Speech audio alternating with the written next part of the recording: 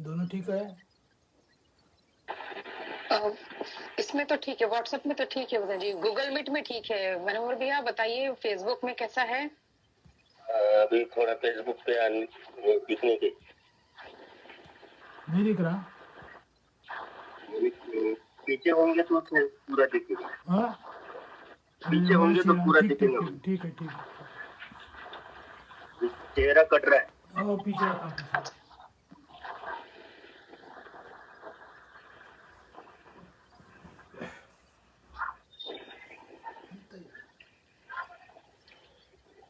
अभी ठीक है।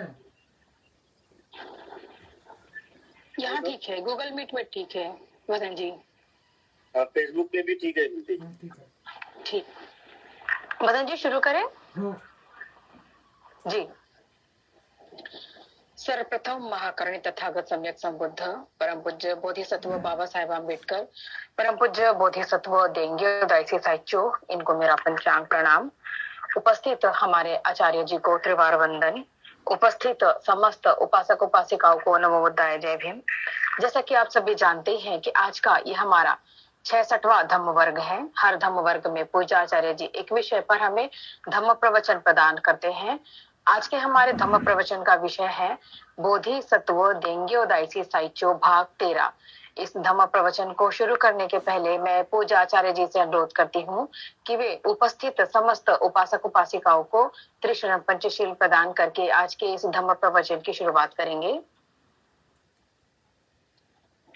और सम्मा संबुद्धो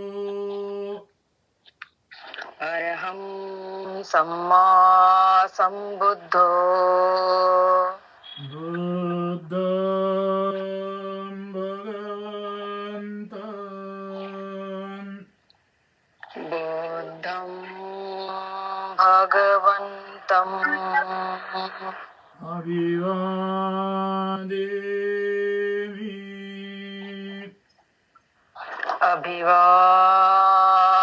अभिवादेमि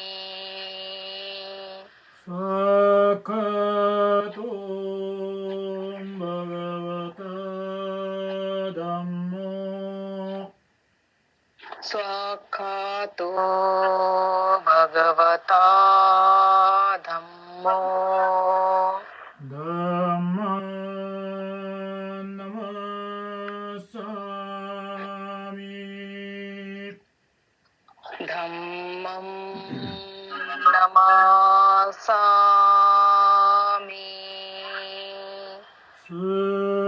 सुपटिपन्नो भगवतो सावकसङ्गो सुपटिपन्नो भगवतो सावक संघो सङ्घं नमामि संघं नमामि बुद्धं नमामि बुद्धं नमामि धम्मं नमामि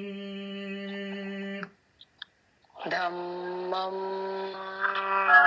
नमामि संघं नमामि संघं नमामि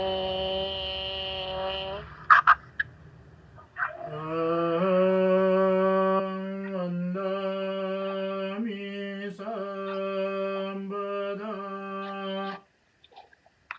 अहं वन्दामि सर्वदा नमो तस्स भगवतो अरहतो सम्मा संबुद्धो नमो तस् भगवतो अरहतो सम्मा संबुद्धस्स नमो तस् भगवतो अरहतो सम्मा संबुद्धस्स नमो तस् भगवतो अरहतो सम्मा संबुद्धस्स नमो तस् भगवतो अरहतो सम्मा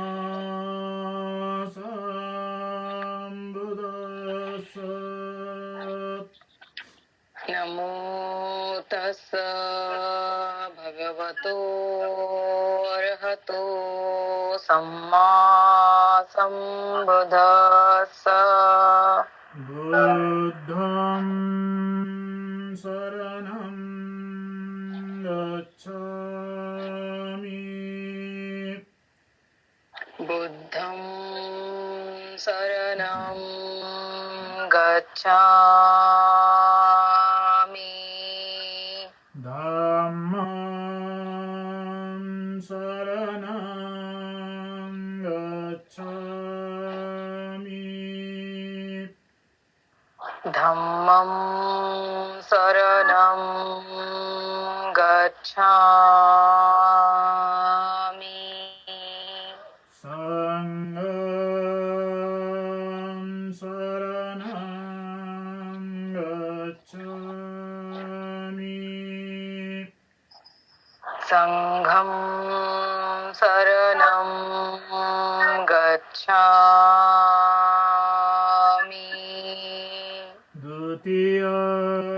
द्वितीयम्पि बुद्धं शरणं गच्छामि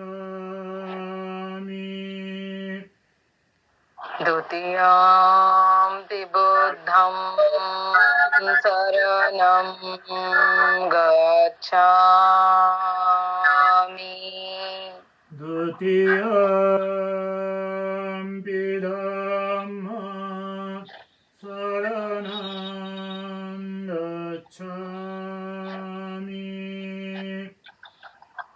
द्वितीयम्पि धम्मं शरणं गच्छामि द्वितीयम्पि संघं शरणं गच्छामि द्वितीयम्पि संघं शरणं गच्छामि तृतीयम्पि बुद्धं शरणं गच्छामि तृतीयम्पि बुद्धं शरणं गच्छामि तृतीयम्पि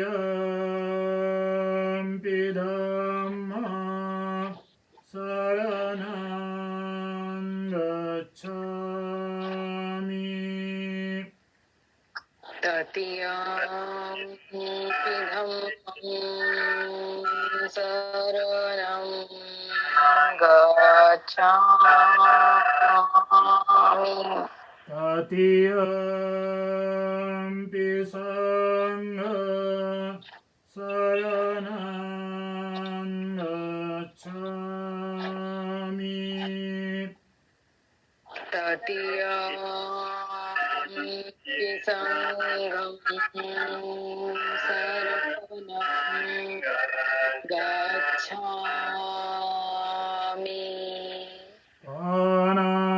पानातिपाता वीरमणि सिक्खापदं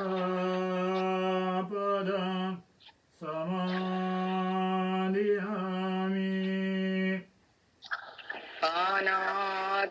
पाता वीरमणि सिक्खापदं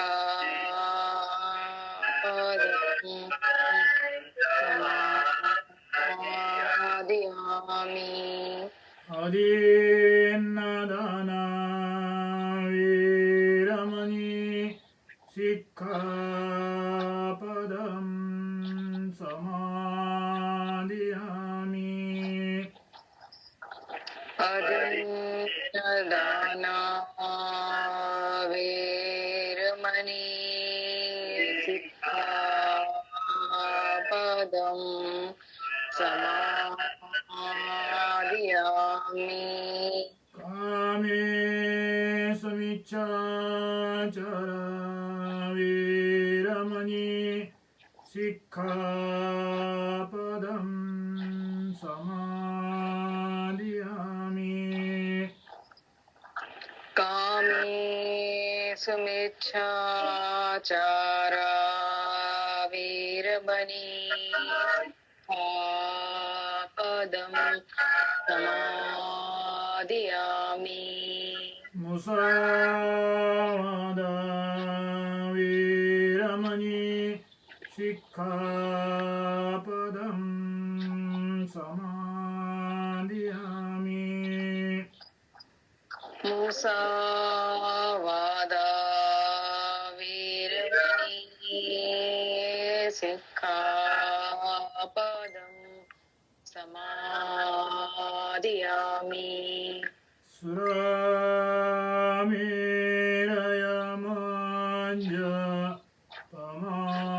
सुरामेरयमञ्जपमादटाना वीरमणि सिक्खापदं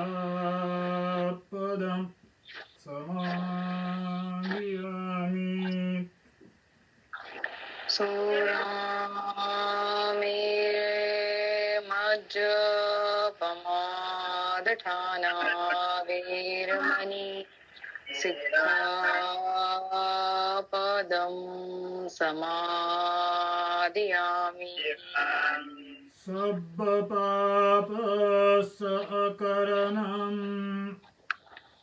सर्वपापसकरणं कुशलसौपसम्पदा कुशलसौपसम्पदा सचित्तपरियोदपनं सचेत्तपर्योदपनम् एतं बुद्धानशासनम्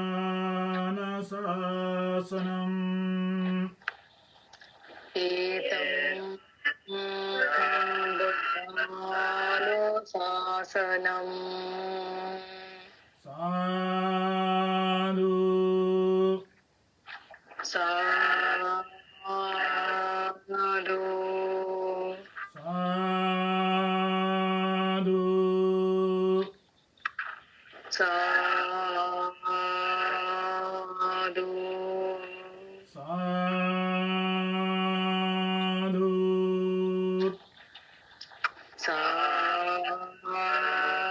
साधु।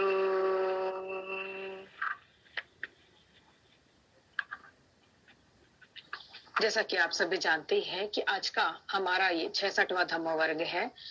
हर धम्म वर्ग में पूज्य आचार्य जी हमें एक विषय पर धम्म प्रवचन प्रदान करते हैं। आज के हमारे धम्म प्रवचन का विषय है बोधि सत्व देंगे दायसी साइचो भाग 13। मैं पूज्य आचार्य जी से अनुरोध करती हूँ कि वे उपस्थित समस्त उपासक उपासिकाओं के समक्ष आज का यह धम्म प्रवचन प्रदान करने की कृपा करेंगे। ज्ञान प्राप्ति प्राण सम्यक संबुद्ध, ज्ञान प्राप्ति का मार्ग बुद्ध धम्म, ज्ञान प्राप्ति मार्ग से चलने वाला संघ, इन त्रिरत्न को पंचांग प्रणाम। आज ये अपना 66वां ऑनलाइन प्रवचन माला। एग्जैक्टली याद नहीं, लेकिन जनवरी फरवरी की बात है, यही साल की जनवरी फरवरी की बात है। एक कोई लद्दाखी लामा जी महासमाधि भूमि में पधारे थे। ना तो मुझसे परिचित, ना तो जो महासमाधि भूमि से संबंधित है उनमें से किसी से संबंधित, आज तक उनसे हमारी कभी मुलाकात हुई नहीं। शायद लद्दाखी आदमी है, उनको शायद ही पता नहीं होगा कि महासमाधि भूमि कहाँ है, कैसा है, क्या करते हैं। शायद ही किसी महासमाधि भूमि के इर्द गिर्द के उनके परिचित लोगों ने महासमाधि भूमि का परिचय किया होगा, और वो लद्दाख से इतने दूर, इतने देहात में आए थे। शायद ही जनवरी फरवरी की बात है, मुझे इतना तारीख याद नहीं है, महीना भी याद नहीं है। और उन्होंने वापस जाने के पश्चात, या उनमें से किसी ने वापस जाने के पश्चात उनकी महासमाधि भूमि महाविहार के सामने में खड़ा कर उनका इंटरव्यू लिया, लामा जी का इंटरव्यू लिया, और उसे YouTube में चढ़ाया, आप किया, और उस माध्यम से महासमाधि भूमि, महाविहार या फिर महासमाधि भूमि के प्रति जो लामा जी को जो कहना था, वो लामा जी ने उस शूटिंग के द्वारा कहा, और उस शूटिंग को YouTube के माध्यम से प्रचारित किया गया। ना तो मुझे उन लामा जी से कभी मुलाकात किया था मैंने, लद्दाख तो गया 2-3 बार, लेकिन उनसे कभी परिचित नहीं हुआ। लद्दाख भी बहुत बड़ा क्षेत्र है, वो कहाँ रहते ये भी नहीं मालूम, वो कौन है ये भी नहीं मालूम। किसी ने लाया, महाविहार के सामने में खड़ा होकर महाविहार के प्रति जो उन्हें कहना था वो कैमरे के सामने कह दिया, और उसे YouTube में चढ़ाया। कई दिनों तक मुझे भी पता नहीं था कि लामा जी की इंटरव्यू YouTube के माध्यम से जो लामा जी ने महासमाधि भूमि के प्रति अपना मनोगत व्यक्त किया, वो प्रसारित हो रहा है। कई दिनों के बाद में हो सकता है कि आज भी इस ऑनलाइन प्रवचन माला को मोबाइल या कंप्यूटर के सामने बैठकर ग्रहण कर रहे होंगे। उसे एक उपासक ने उनके पास भी, उनको भी उनके किसी मित्र ने भेजा है। उनके भी डायरेक्ट कोई संबंध नहीं, उनको भी पता नहीं था YouTube में ऐसा YouTube चल रहा है। उस उपासक के किसी मित्र ने, उन मित्र को मालूम है कि वो उपासक जो है वो पैया में तसंग महासमाधि भूमि से जुड़े हैं, तो उस मित्र ने उन उपासक तक वो YouTube कन्वर्ट किया, और वो उपासक ने मेरे तक उस YouTube का एड्रेस पहुंचाया। जब लामा जी महासमाधि भूमि में आए थे, तब ना तो मैं था या फिर लामा जी ने, जो भी कोई महासमाधि भूमि में है, जो जानते हैं, जो महासमाधि भूमि के महाविहार के बारे में या पैयामित्ता संघ के कार्य के बारे में संबंधित जानकार जो महासमाधि भूमि में हमेशा रहते हैं, उनसे ना तो पूछा, शायद पूछने की ज़रूरत महसूस नहीं किया होगा, या फिर उन्होंने आने के पहले, महासमाधि भूमि में प्रवेश करने के पहले किसी तौर पर महासमाधि भूमि के बारे में, पय्यामे तसंग के बारे में जानकारी एकत्र करने का आवश्यकता महसूस नहीं किया। इस हालत में ना तो उनको जानकारी है, ना तो वो महासमाधि भूमि पय्यामे तसंग से परिचित है। इस हालत में उन्होंने अपने भावना को रिकॉर्डिंग कर कर दुनिया में प्रचारित किया। आजकल बहुत इजी हो गया, आजकल किसी की राह नहीं देखना पड़ता है। आजकल अपने भावना को, अपने चिंतन को, अपने इच्छा को दुनिया भर में प्रचारित करने के लिए बहुत इजी हो गया, जैसा कि हम अभी कर रहे हैं इस ऑनलाइन प्रवचन माला के माध्यम से। हमारा ये प्रवचन भी यहाँ अभी जो कंप्यूटर के सामने, मोबाइल के सामने बैठकर देख रहे आप लोगों के अलावा भी कहीं बड़े पैमाने में लोग इसको देख पाते हैं, देख रहे हैं। लामा जी के इंटरव्यू में महासमाधि भूमि, महास्तूप या पय्यामे तसंग के कार्य के बारे में उनकी आशा या उनकी अपेक्षा जो है वो ठीक है। मैं महासमाधि भूमि के प्रति ये आशा करता हूँ, मैं पय्यामे तसंग के प्रति ये अपेक्षा रखता हूँ, यहाँ तक ठीक है।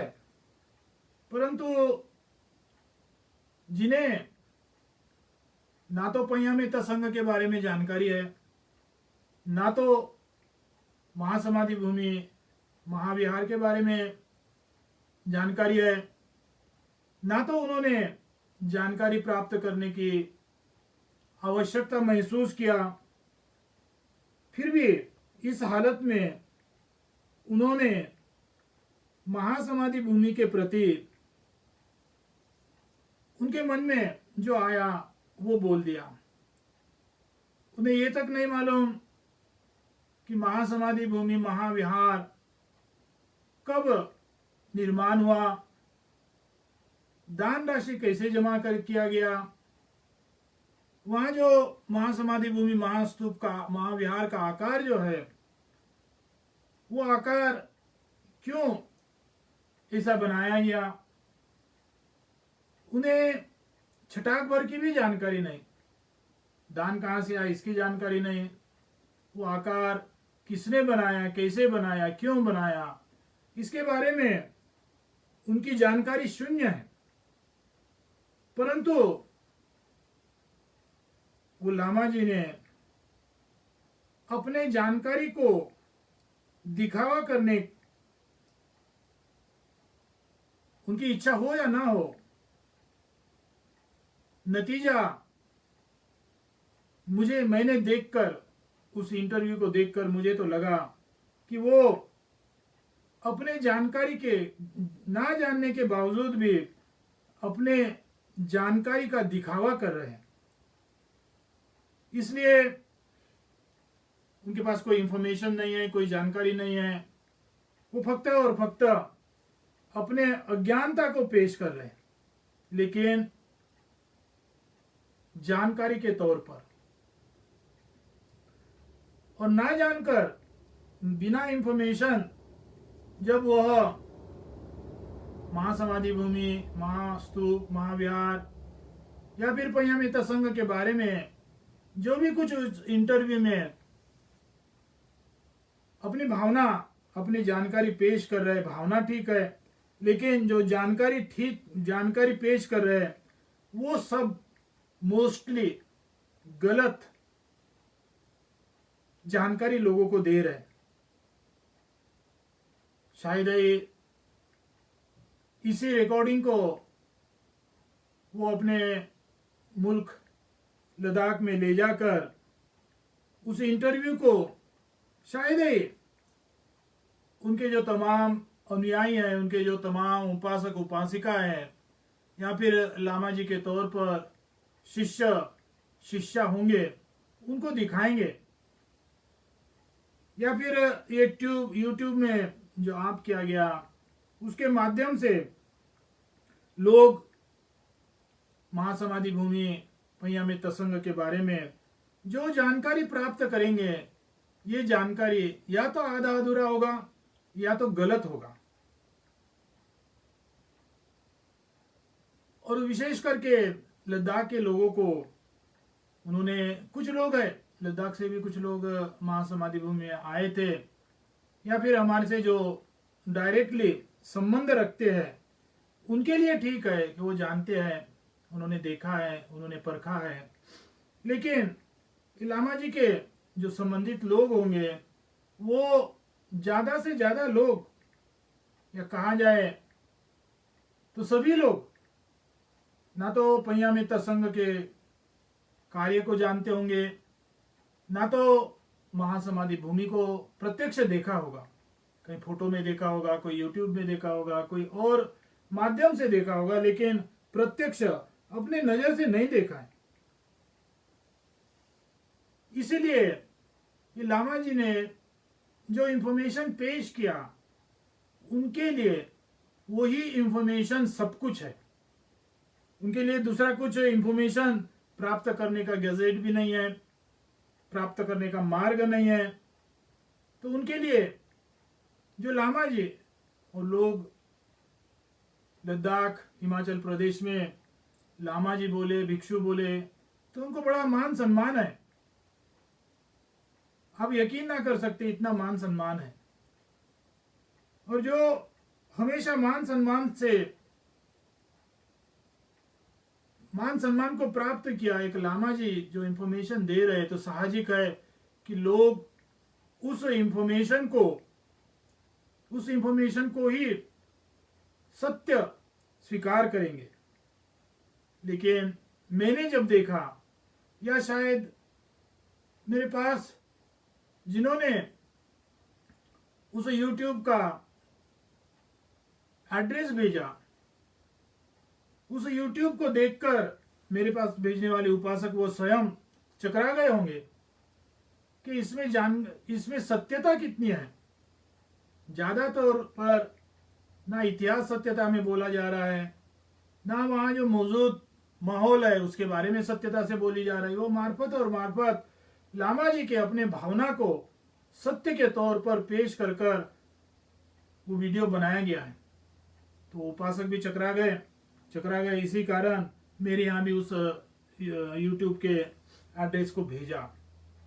ज्यादा वक्त का नहीं है, बहुत कम वक्त का है, लेकिन इस कम वक्त में क्यों ना हो, वो लामा जी ने लोगों को गुमराह किया है। बोला जाए तो जो सही नहीं है, इंफॉर्मेशन जो सही नहीं है, वो सही नहीं इंफॉर्मेशन लोगों के सामने पेश करना मतलब झूठ बोलना है। शायद ही लामा जी ने अनजाने में किया होगा, मुझे लगता तो नहीं जानबूझकर उस तरह की बात किया होगा, अनजान में किया होगा। लेकिन नतीजा उन्होंने या तो झूठ बोला, या तो फिर जो देखने वाले हैं, जो सुनने वाले हैं, उनको गुमराह किया है। मानव का एक स्वभाव होता है, मानव के पास ना जानकारी हो, ना ज्ञान हो, फिर भी वो आदमी, वो मानव अपने आप को आदर्श, अपने आप को बढ़ा दिखाने के लिए शील का उल्लंघन करता है।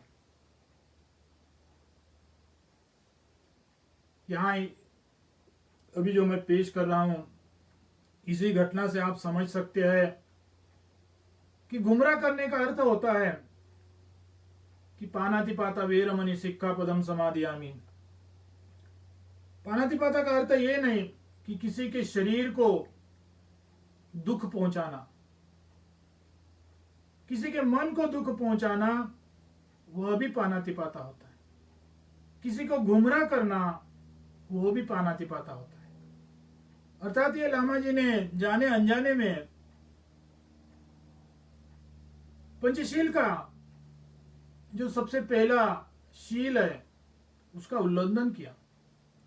लोगों को गुमराह करने का अर्थ, जो भी कुछ गुमराह हुए होंगे उनके मन को ठोस पहुंचाया, दर्द पहुंचाया, दुख पहुंचाया। और सेकंडली उन्होंने स्वयं अपने, उनके पास जो जानकारी या ज्ञान नहीं है, उस अज्ञानता को पेश करने के लिए, वो पेश इसलिए किया जाता है कि मैं कितना बड़ा हूं ये दिखाने के लिए। मेरे पास ज्ञान होगा, जानकारी होंगी, वो तब देखते नहीं है। फक्त और फक्त ये सोचते हैं कि मेरे वाणी से ज्यादा शब्द निकले, मेरे वाणी से ज्यादा लोगों तक लफ्ज पहुंचे। उसका अर्थ क्या है, उसका मीन्स क्या है, वो कभी सोचने से दूर हो जाते हैं। यहां भी वही हुआ। शायद ही लामा जी अपने जानकारी को लोगों तक पहुंचाने के लिए जो हकीकत नहीं है, जो सच्चाई नहीं है, वहां तक बोल कर गए। मतलब उन्होंने शील का, मुसावादा वेरमणि सिक्खापदम समादियामि, इसका भी उल्लंघन किया। बारीकाई से देखा जाए तो शायद ही पांचों के पांच शील का यहां उल्लंघन हो रहा है। लेकिन विशेष करके पानातिपाता वेरमणि सिक्खापदम समादियामि और अदिन्नदाना वेरमणि सिक्खापदम समादियामि, इसका तो आप ही परख सकते हैं कि उन्होंने उल्लंघन किया। ये शील का पालन नहीं करना, अपने आप को बड़ा, अपने आप को आदर्श दिखाने के लिए जो वाणी का, वाचा का इस्तेमाल किया जाता है, ये महापाप है।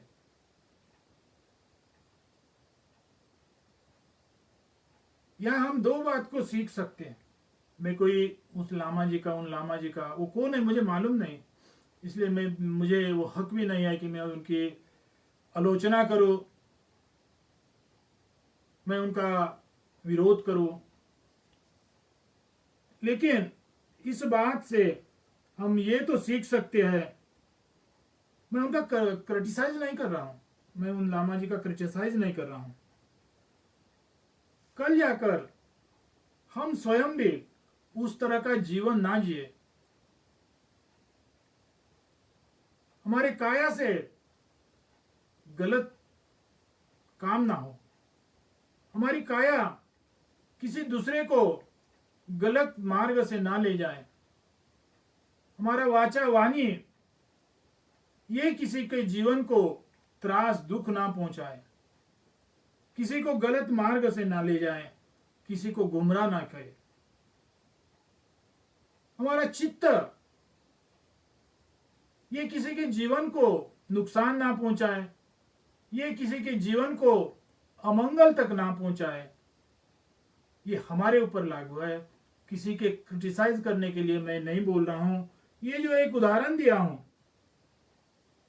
ये उदाहरण के माध्यम से हम ये सीख सकते हैं कि मानव कैसे जीना चाहिए, मानव ने कैसे जीना चाहिए। स्पेशली हम अपने आप को बुद्ध अनुयायी समझ रहे, त्रिरत्न के शिष्य समझ रहे, तो हमने अपने काया को, अपने वाचा को, मन को किस तरह संचालित करना चाहिए, ये एक उदाहरण, संचालित करना चाहिए, उसके लिए मैंने एक उदाहरण दिया। मैं किसी के क्रिटिसाइज नहीं कर रहा हूं। इस प्रवचन के माध्यम से जो बुद्ध धम्म को स्वीकार कर रहे हैं, जो एक्सेप्ट कर रहे हैं, वो लोग इस तरह का धम्म का, शील का उल्लंघन करके किसी के जीवन को गुमराह ना करे। गुमराह ये बहुत बड़ा पाप होता है। किसी को गुमराह करना ये बहुत बड़ा पाप होता है। और गुमराह करने के लिए बहुत बड़ी कोई शक्ति नहीं लगती है। छोटी छोटी बात में, छोटे छोटे कर्म में आदमी को गुमराह कर सकता है। और तीसरा, दो तो बोल दिया मैंने, तीसरा ये है दुनिया में, हमारे जीवन में हमें गुमराह करने के लिए तमाम लोग भी है, तमाम घटना भी है, तमाम वक्त भी आता है। ऐसे वक्त जब कभी हम गुमराह की ओर जा रहे, उस वक्त हमारे पास वो शक्ति, वो बल होना चाहिए कि जो अगला बोल रहे या जो घटना घट रही है या जो वक्त है, वो वक्त हमें गुमराह कर रहा है या नहीं, ये परखने की हमारे पास शक्ति की आवश्यकता है, बल की आवश्यकता है। अगला जो आता है वो अपने आप को महान सिद्ध करने के लिए जो भी कुछ बोलना है वो बोल देता है, लेकिन हमारे पास वो ज्ञान आवश्यक है कि अगला जो बोल रहा है वो मुझे गुमराह करने के लिए, गुमराह करने वाली बात बोल रहा है या फिर मुझे सत्य मार्ग दिखा रहा है। वो गुमराह वाला मार्ग है या सत्य वाला मार्ग है, इसका फर्क समझने के लिए अपने अपने अंदर में शक्ति रखनी चाहिए, वो परखने की शक्ति रखनी चाहिए। और वो परखने की शक्ति वही हम धम्म को जोत बनाएंगे, वो धम्म के माध्यम से जो ज्ञान प्राप्त करेंगे, वो ज्ञान आपको अगला जो गुमराह कर रहा या सही मार्ग से ले जा रहा, इसका फर्क बता सकता है। ये ऑनलाइन जो प्रवचन माला हम 66 टाइम्स कंटिन्यू में चला रहे हैं, ये भी उसी के लिए है, बुद्ध धर्म सीखने के लिए, बुद्ध धर्म का प्रचार करने के लिए नहीं। प्रचार ऑटोमेटिक हो जाता है। बुद्ध धर्म मैं खुद सीखूंगा तो मुझे देखकर जो समझने वाले होंगे, ना समझने वाले उनके लिए मैं कुछ नहीं कर सकता, लेकिन मेरे जीवन को, मेरे विचार को समझकर, मेरे मतलब आप सबके बुद्ध अनुयायी जो है उन सबकी बात है, मैं अकेले की बात नहीं, समझकर जो अपना जीवन जिएंगे तो वही प्रचार प्रसार होता है। 2 पन्ने पढ़कर उसका ट्रांसलेट कर कर लोगों के बीच में जाएंगे तो वो प्रचार प्रसार से काफी दूर होता है। प्रचार प्रसार वो होता है कि जिन्होंने बुद्ध धर्म को स्वीकार किया, बुद्ध धर्म को अपने जीवन में उतारा, उनके जीवन का माहौल, उनके जीवन से जो दिखने वाला किरण है, वो देखकर लोग बुद्ध धर्म को स्वीकार कर सकते हैं। वो सही प्रचार प्रसार है। इसलिए बुद्ध धर्म के माध्यम से या इस प्रवचन माला के माध्यम से हमने वो सीखना चाहिए कि हमारे जीवन में बार बार वक्त में गुमराह करने वाली घटना घटित होती है। हमें गुमराह करने वाला मानव हमारे सामने खड़ा होता है, कभी लालच दिखाता है, कभी डर दिखाता है, कभी और कुछ माध्यम से हमें गुमराह करने की कोशिश करता है। लेकिन ऐसे वक्त भी हम गुमराह नहीं होने लायक का धम्मदीप अपने जीवन में जारी रखे, अपने जीवन को बाहर की दुनिया से हले ना, ऐसा जीवन बना के रखेंगे तो यकीनन हम किसी के गुमराह के उस रास्ते में नहीं जाएंगे। अपने जीवन को धम्म मार्ग से ही चलाते रहेंगे तो आप सबका जीवन मंगलमय होगा।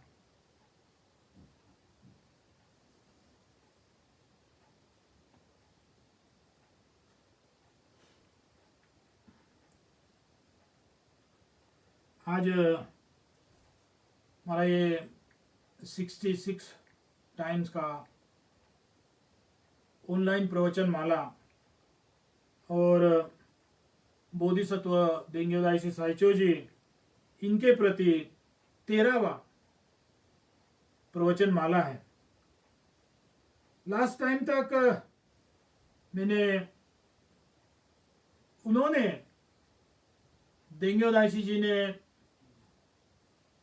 कितना गंभीरता से बुद्ध धर्म का अध्ययन किया, कितने गंभीरता से साधना तपस्या किया, इसके बारे में आपको जानकारी दिया।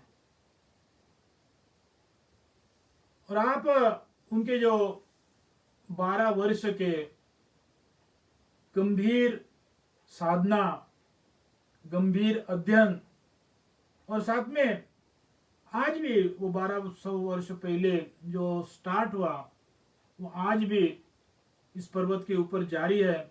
ये देखकर आप एक तो आपको अद्भुत लगा होगा, आश्चर्य लगा होगा कि आदमी इतना कैसे कर सकता है। 12-12 वर्ष एक पर्वत, एक विहार में रहकर बाहर के संसार के हवामान से भी दूर होकर आदमी कैसे जी सकता है, और वो भी वहां आलसी जीवन नहीं जी रहा है। सवेरे से लेकर रात तक बुद्ध धर्म का या तो अध्ययन कर रहा है, प्रार्थना कर रहा है, वंदना कर रहा है, या तो फिर साधना कर रहा है, साफ सफाई कर रहा है। ये 12 साल तक का जीवन, गंभीर जीवन आदमी कैसा जी सकता है, आपको बड़ा अद्भुत आश्चर्य लगा होगा। लेकिन बोधिसत्व देंग्यो दाइशी साइचो जी का जो अध्ययन, जो साधना करने की भावना या साधना करने का मन जो है, वो इस 12 वर्ष के अध्ययन, 12 वर्ष के साधना में समाप्त नहीं होता है। उन्हें लगा कि मैंने 12 वर्ष, उन्होंने जो निर्माण किया है वो तपस्या का साइकिल या फिर सिस्टम, तो उसमें से हलाल होने की जरूरत ही नहीं है, हलाल होने की आवश्यकता नहीं है। जो स्वयं बनाता है तो उसके प्रति गंभीर तो रहता ही रहता है। वो कितने गंभीरता से 12 साल गुजारे होंगे, आप थोड़ा सा उसका इमेज कर सकते हैं। मैंने जो इस 13 बार के प्रवचन में आपको जानकारी दिया, उस जानकारी के माध्यम से आप उनके गंभीर जीवन, धम्म के प्रति, संसार के प्रति नहीं, धम्म के प्रति, साधना के प्रति, अध्ययन के प्रति वो कितना गंभीर थे, अपने आप उसका गेस कर सकते हैं। लेकिन इस गंभीर, इस कठोर 12 साल की तपस्या, साधना, अध्ययन से उनका मन पूरा भरा नहीं। उनको लगा कि 12 साल मैंने बहुत गंभीरता से जिया, लेकिन बुद्ध धम्म आगे भी है। मैं अभी भी आगे जो बुद्ध धम्म है, बुद्ध धम्म का जो गहराई है, बुद्ध धम्म का जो व्यापकता है, वो अभी भी मैं जानना चाहता हूं। इसीलिए उन्होंने उस वक्त राजा से परमिशन लिए बिना वो कहीं नहीं जा सकते। क्यों? कि ये राजा इनकी रक्षा करता था, इकोनॉमिकली, सोशली राजा इनकी सहायता करते थे। सम्राट अशोक ने, भारत में सम्राट अशोक ने जिस तरह बुद्ध धम्म को रक्षा करने के लिए, बुद्ध धम्म के पालन के लिए सम्राट अशोक ने जिस तरह बुद्ध धम्म की सहायता किया, बुद्ध धम्म को मेहनत मदद किया, रक्षा किया, उसी तरह जापान में भी राजा लोग बुद्ध धम्म को जापान में प्रचारित होने के लिए जो विशेष भिक्षु होते थे, जो चुने भिक्षु होते थे, सिलेक्ट किए हुए भिक्षु होते थे, बहुत कम संख्या होते थे। उन सिलेक्ट हुए भिक्षु को अपना स्थान को ट्रांसफर करना होगा तो राजा की अनुमति लेनी पड़ती थी। वो इसलिए नहीं कि वो राजा के हुक्म में रहते थे, सुरक्षितता के तौर पर बोलो, या कोई प्लान होता था, उस प्लान को संपन्न करने के लिए बोलो।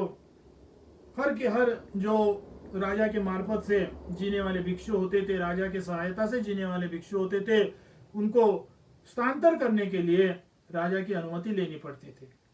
ये 12 साल का तपस्या, साधना समाप्त होने के पश्चात बोधिसत्व देंग्यो दाइशी साइचो जी को लगा कि मैं अभी भी परिपक्व नहीं हूं, मुझे अभी भी बुद्ध धम्म को सीखने की आवश्यकता है, बुद्ध धम्म को समझने की आवश्यकता है। तो उन्होंने राजा से अनुमति मांगा कि मैं चाइना जाना चाहता हूं, बुद्ध धम्म के अध्ययन के लिए चाइना जाना चाहता हूं। एक्चुअली उनका मन था कि वो भारत में जाकर बुद्ध धर्म का अध्ययन करे, बुद्ध धर्म की पढ़ाई करे, वो भारत में जाकर साधना करे। लेकिन 1200 वर्ष पहले जापानी लोगों को भारत जाना ये बहुत कठिन था, बोले तो नामुमकिन था। चाइना जाने को भी बहुत कठिन सफर से जाना पड़ता था। देंग्यो दाइशी जी की बात किए तो वो जापान से नाव से निकले तो कभी तूफान के कारण तो कभी अन्य कारण से बीच में ही नाव टूट गया, रास्ता बदलाना पड़ा, कभी जापान वापस आए। ऐसे 2-3 बार ट्राई करने के बाद ही उनको चाइना जाने को मिला, चाइना पहुंचने को मिला। एक्चुअली उनका मन था कि भारत जाकर मैं बुद्ध धर्म का अध्ययन करूंगा, बुद्ध धर्म का पढ़ाई करूंगा और भारत जाकर जो बुद्ध का दर्शनीय स्थल है वहां जाकर पंचांग प्रणाम करूंगा, वंदना करूंगा। तथागत से 1000 साल का दूरी तो है, 1500 वर्ष का दूरी तो है, लेकिन उस दर्शनीय स्थल जाकर बुद्धगया, राजगीर, सारनाथ जाकर तथागत से जुड़ने की जो मेरी इच्छा है, तथागत से जुड़ने की जो मंशा है, उसे संपन्न करूंगा। लेकिन वो कार्ड उतना इजी नहीं था। आज मैं दिल्ली से बैठता हूं तो जापान 9 घंटे में आता हूं। वो कार्ड उतना इजी नहीं था कि उतने इजीता से जापान का, भारत का, चाइना का, कोरिया का और कई देशों का आना जाना हो सके। तो देंग्यो दाइशी जी ने ये तय किया कि मैं चाइना जाकर बुद्ध धर्म का अध्ययन करूंगा। जब जापान से निकले उस वक्त ही जापान में देंग्यो दाइशी जी एक बहुत प्रसिद्ध भिक्षु के रूप में लोग उन्हें स्वीकार करते थे। एक महान भिक्षु, एक परिपक्व भिक्षु के रूप में उन्हें स्वीकार करते थे। 12 वर्ष जब कोई साधना कर रहा है, जब कोई अध्ययन कर रहा है और बेसिकली उनके पास कैपेबिलिटी है, तो वो परिपक्व क्यों ना होंगे, लोग उनको स्वीकार क्यों ना करेंगे।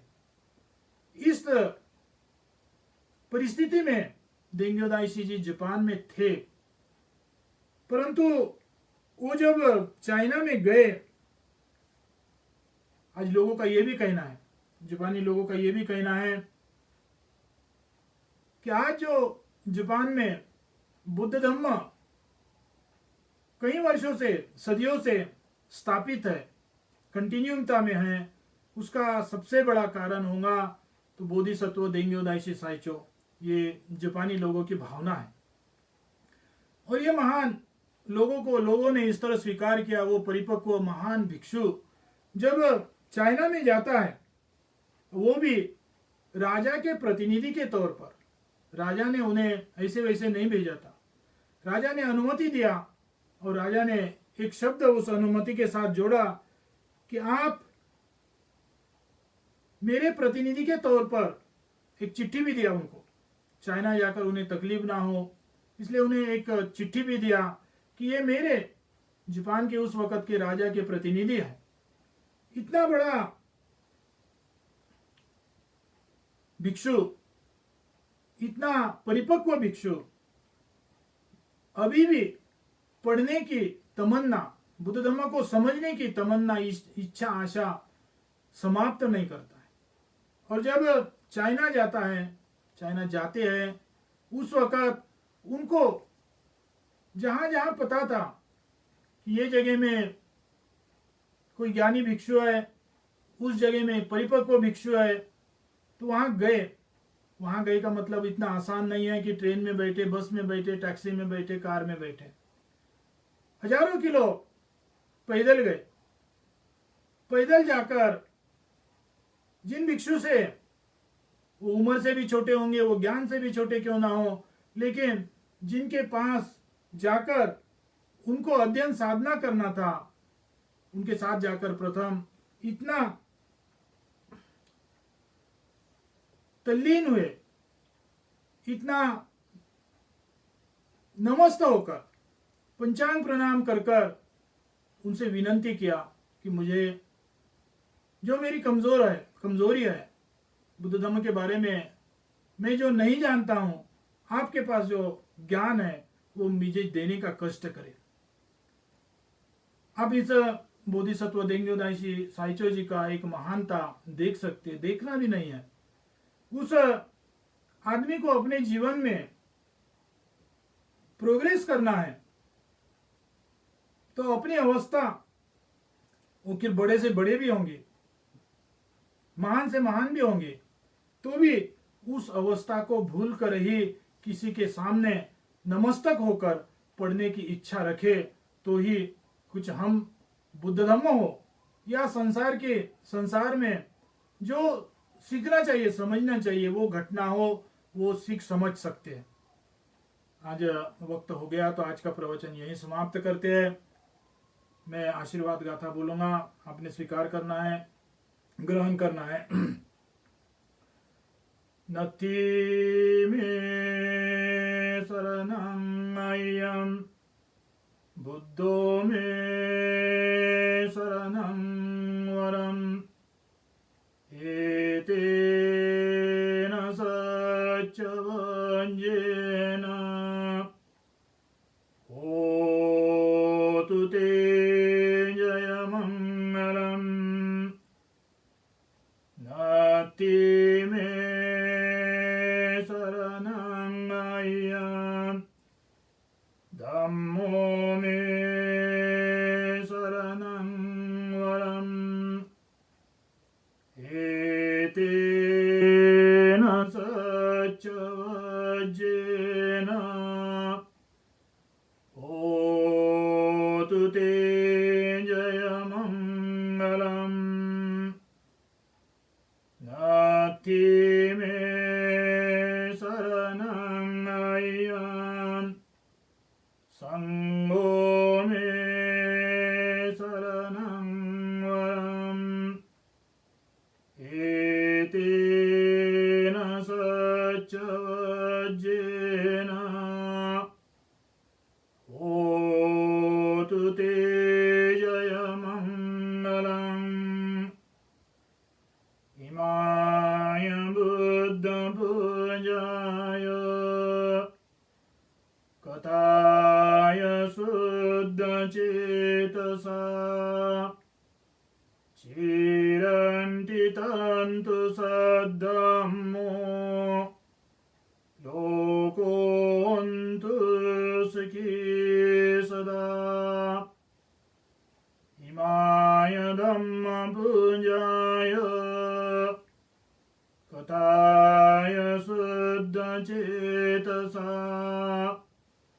चिरन्ति तन्तु सद्धम्मो लोकोऽन्तु सुखी सदा। इमाय संघपूजाय कथाय शुद्धचेतसा चिरन्ति तन्तु सद्धम्मो लोकोऽन्तु सुखी सदा।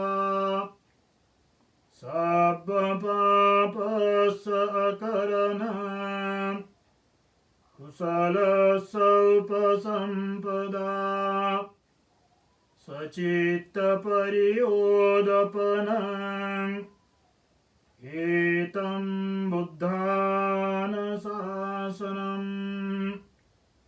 साधु साधु साधु साधु साधु साधु।